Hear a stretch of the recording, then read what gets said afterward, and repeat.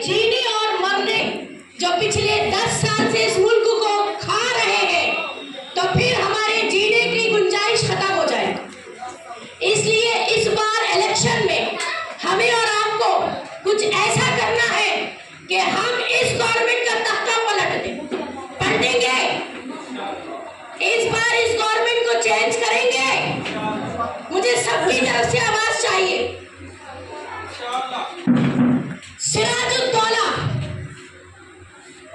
बंगाल का टाइगर, सबसे पहली आजादी की लड़ाई लड़ने वाला फ्रीडम फाइटर कौन? हिंदुस्तान की जमीन पे सबसे पहली आजादी की लड़ाई किसने शुरू की? सिराजुद्दौला ने। कौन था? वेस्ट बंगाल का हीरो, आज भी हमारा हीरो सिराजुद्दौला। सही है? नाम सुना है? अभी हिस्ट्री की किताबों में, तारीख की किताबों में से ये नाम निकाल दिया गया। क्यों? क्योंकि हमारे उन हीरो से, मैं जहां से आई हूं कर्नाटका, वहां का हीरो टीपू सुल्तान, ये वो नाम है जिन्होंने इस मुल्क को आजादी की लड़ाई में सबसे पहले हिम्मत दिलाई। ये वो नाम है सिराजुद्दौला, टीपू सुल्तान, जिन्होंने अपनी जानें दे दी इस मुल्क को आजाद कराने के लिए।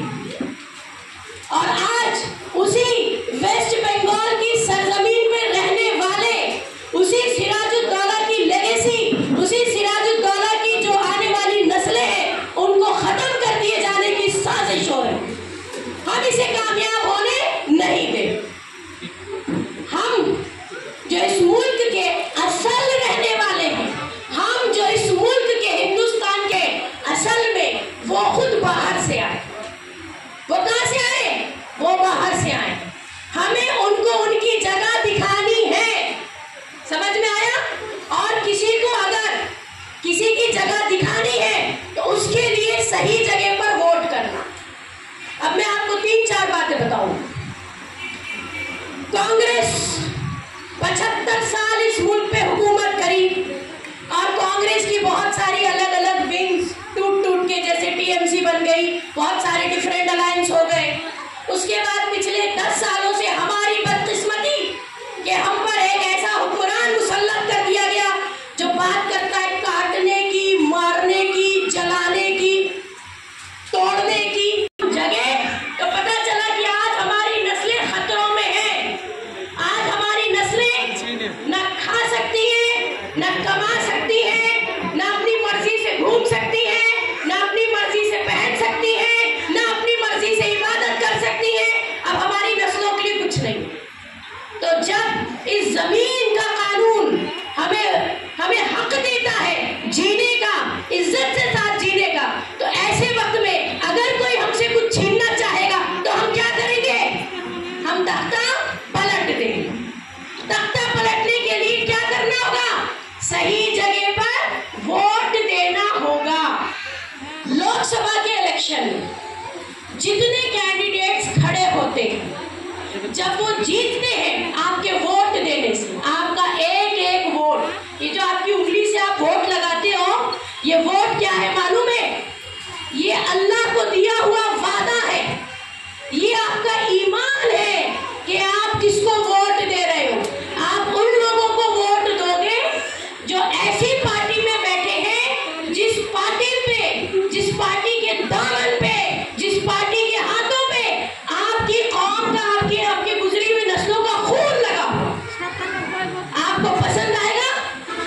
आपका जमीर, आपका दिल गवारा करेगा ऐसे लोगों को, ऐसी पार्टी को वोट देना जिन्होंने आपको खत्म कर दिया, धीरे धीरे आपको खत्म कर दिया, खोद के तोड़ दिया।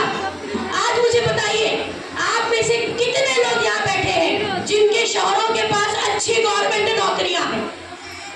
कितने लोग हैं जिनके शौहर काम करने के लिए, 2 वक्त की रोटी कमाने के लिए अपने बीवी बच्चों को, अपने शहर को छोड़ के बाहर नहीं जाते? ये तकलीफ दे नहीं है? ये तकलीफ दे नहीं है आपके लिए?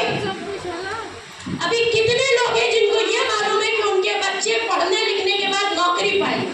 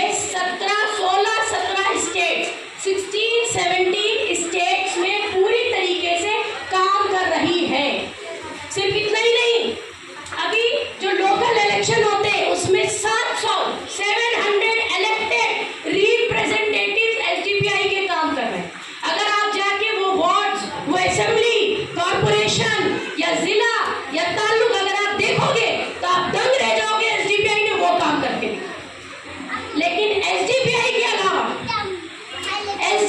अलावा इस वक्त हिंदुस्तान की सरजमीन पर एक भी सियासी पार्टी ऐसी नहीं जो हिंदुस्तान के लोगों के बारे में सोचे।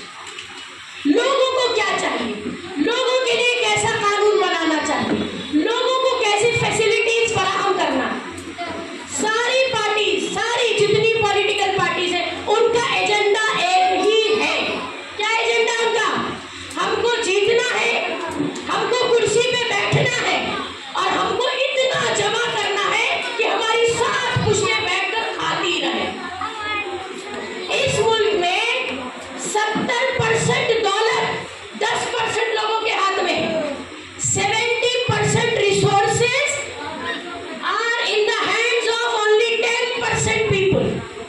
और 30% जो रिसोर्सेज बचे या जो दौलत बची उसको कौन खा रहा है? 90% लोग। मुझे बताइए, आप यहाँ पे 100 लोग बैठे, 2 रोटी लाके दूंगी, सबको चलेगा? 100 लोगों में 2 रोटी चलेगी? पेट भरेगा? क्या होगा? नोच के खाएंगे जब भूख लगी हो, है ना? एक दूसरे को मार के खा जाएंगे जब भूख लगी हो। यही हाल आज हिंदुस्तान में हो। अडानी, अंबानी, कॉर्पोरेट, बड़े इंडस्ट्रियलिस्ट पूरे बिके हुए। इनको जीने का हक है, इनकी आने वाली 20 पुश्तें बैठकर खाएंगी और बाकी हम और आप भीख मांगेंगे।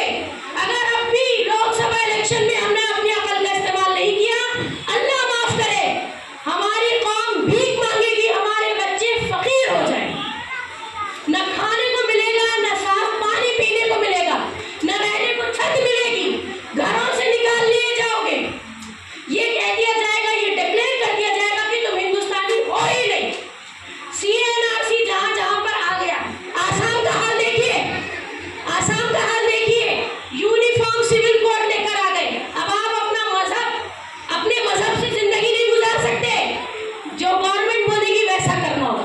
मस्जिदें नहीं रहेंगी, मदरसा नहीं रहेगा, शादी, तलाक, प्रॉपर्टी, किसी चीज में आपके अल्लाह रसूल का कानून नहीं चलेगा। इसी तरीके से सीएनआरसी में आपको ये कह दिया जाएगा कि आप हिंदुस्तान के हो ही नहीं, आपको आपके घरों से निकाल लिया जाएगा। डिटेंशन क्या जरूरत है?